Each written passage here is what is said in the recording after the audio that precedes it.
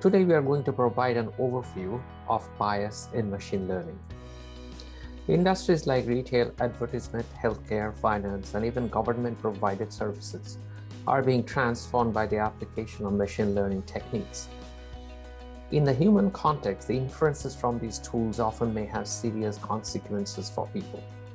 For example, there are instances when loan approvals or lengths of prison sentences determined by ML algorithms have been shown to be biased against certain population groups. It is important for organizations to understand how biases can get introduced in ML-based decision-making systems and what steps can be taken to mitigate their impact. In machine learning, when we use the word bias, it may have more than one meaning.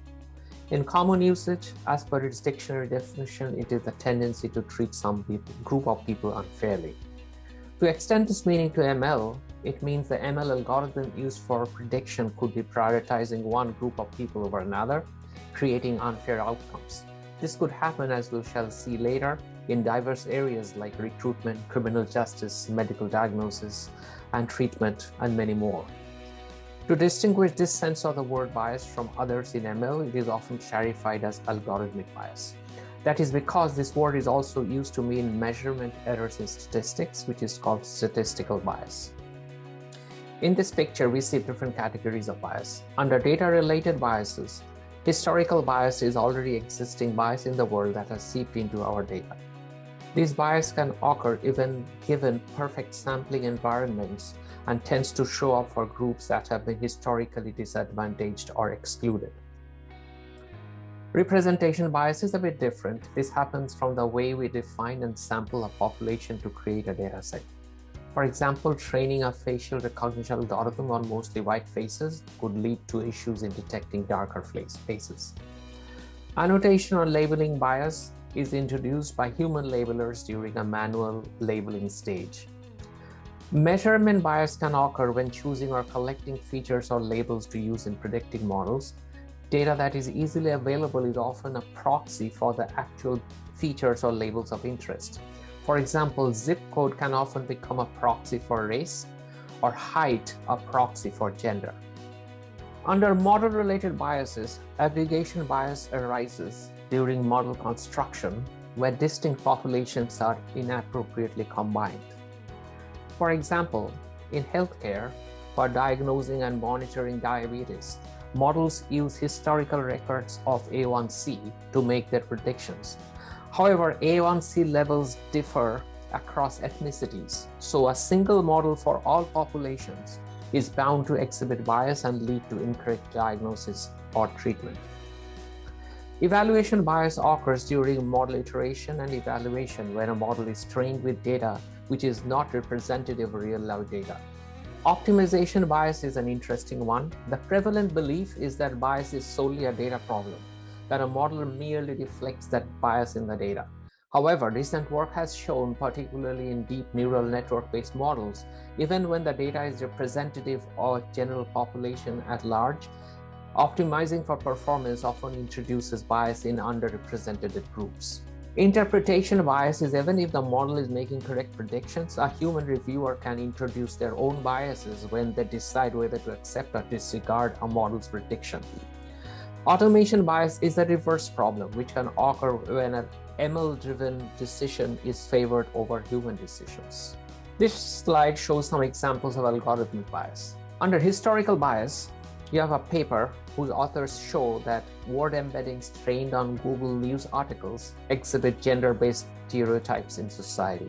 As an example of representation bias, we have this paper which analyzes the quality of Amazon facial recognition, which was mostly based on white faces, leading to issues detecting darker-skinned faces. Examples of annotation or labeling bias is demonstrated in this paper, dealing with labeling introduced by human labelers. Measurement bias is illustrated in this paper, which found that the use of proxy measurements in predicting the likelihood that someone will commit another crime can lead to Black defendants getting harsher sentences than white defendants for the same crime. I've already mentioned the example of aggregation bias in healthcare, where a model used for diagnosing and monitoring diabetes didn't take into account how such levels can differ across ethnicities. And a single model for all populations is bound to exhibit bias. Under optimization bias, this is also we have referred to earlier as an example of bias being introduced by models, which is contrary to the prevalent belief that biases are primarily data problems. These papers show that in deep neural networks, even when the data is representative of the general population at large, optimizing for performance through techniques like compression and pruning often introduces bias in underrepresented groups. For organizations using or planning to use ML-based decision-making, it is important that they take steps like the following to mitigate the impacts of bias. Conducting a bias impact assessment. It is important for organizations to acknowledge the possibility of unethical and unfair decisions resulting from a model and identify possible causes. A framework for such a bias impact assessment consists of the following. Identify the possible negative or unintended outcomes of an automated decision-making system. Identify the organizational incentives to address algorithmic bias, which may include balancing the benefits with legal and reputational risks stemming from biased decisions. And engage users and stakeholders, including legal and risk professionals and civil society organizations, to help understand the impacts of biased decision-making. Knowing the data. It is important to understand where the data is coming from and guard against possible introduction of bias. We have seen many examples of this in earlier slides. Regularly auditing for bias. Regular audits, reviewing both input data and output decisions, can provide insights into an algorithm's behavior and detect bias early. For high-impact situations, it may often be worthwhile to bring in independent evaluators experienced in their specific contexts. Monitor and retrain the models. Data in the real world changes continuously. What may have been relatively free of bias at a certain point in time may not continue to be as use cases evolve. Organizations should build capability to continuously monitor their models for bias with respect to recent and diverse data sets, and retrain the models when necessary. Aim for transparency. Organizations often choose to buy rather than build domain-specific machine learning tools from software providers.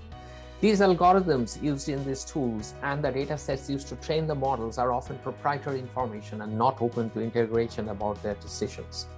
Organizations must insist that vendors of these tools make it easy to understand how certain decisions are being made and have their models retrained if they're leading to biased decisions. Prioritize explainability. Explainability is the ability to have an ML-based decision explained to the users of the models in simple language.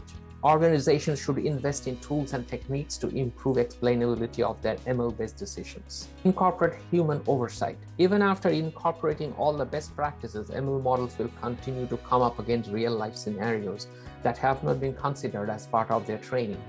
ML models should always be complemented by human moderators for improved fairness and decision-making. In this talk, we did a brief overview of how bias can impact ML-based decision-making and what steps companies can take to apply ML in socially and ethically responsible ways that could help organizations incorporate ethics and fairness considerations in their ML journey. Thank you.